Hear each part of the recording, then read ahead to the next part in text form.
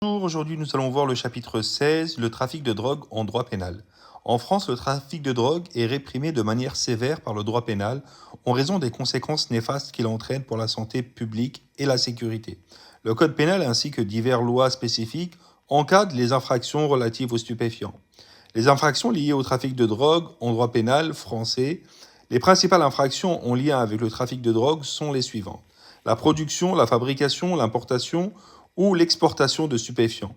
Cela inclut la culture, par exemple, de cannabis, la fabrication de drogues de synthèse ou la production en grande quantité de substances illicites. La détention en vue de la vente, l'offre, l'acquisition, le transport, l'acheminement ou l'utilisation de stupéfiants, le simple fait de détenir des drogues sans autorisation, même sans intention de les vendre, constitue une infraction. De même, le fait de vendre ou de distribuer des drogues est également sévèrement puni. Le trafic organisé. Il s'agit de toutes les formes de trafic structurés, y compris les réseaux de distribution de stupéfiants à grande échelle, souvent liés à des organisations criminelles.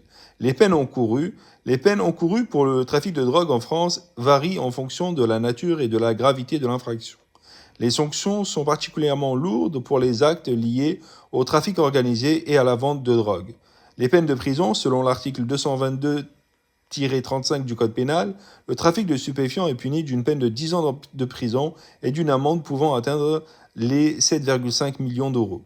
Cette peine peut être alourdie si le trafic est commis par un réseau organisé avec des peines allant jusqu'à 30 ans de prison dans certains cas. Exemple pour les trafiquants en bande organisée ou les personnes impliquées dans des réseaux transnationaux. Les peines pour les infractions liées à la consommation. La consommation simple de drogue en France est également réprimée. Elle est punie par une amende aujourd'hui de 200 euros et peut donner lieu à des mesures de responsabilisation comme un stage de sensibilisation au danger des drogues. Les circonstances aggravantes, les peines peuvent être aggravées si les circonstances particulières sont prises en compte comme l'usage de mineurs dans le cadre de trafic, le trafic à grande échelle ou encore l'implication d'une organisation criminelle. Confiscation des biens. En vertu de l'article 324-1 du Code pénal, les biens matériels obtenus grâce au trafic de drogue peuvent être saisis. Cela inclut l'argent, les véhicules et les biens immobiliers. Le rôle des autorités judiciaires et policières.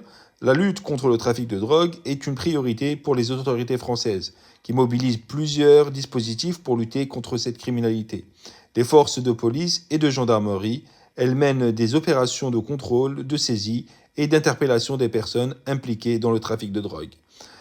J'espère que cette leçon vous a plu. N'hésitez pas à vous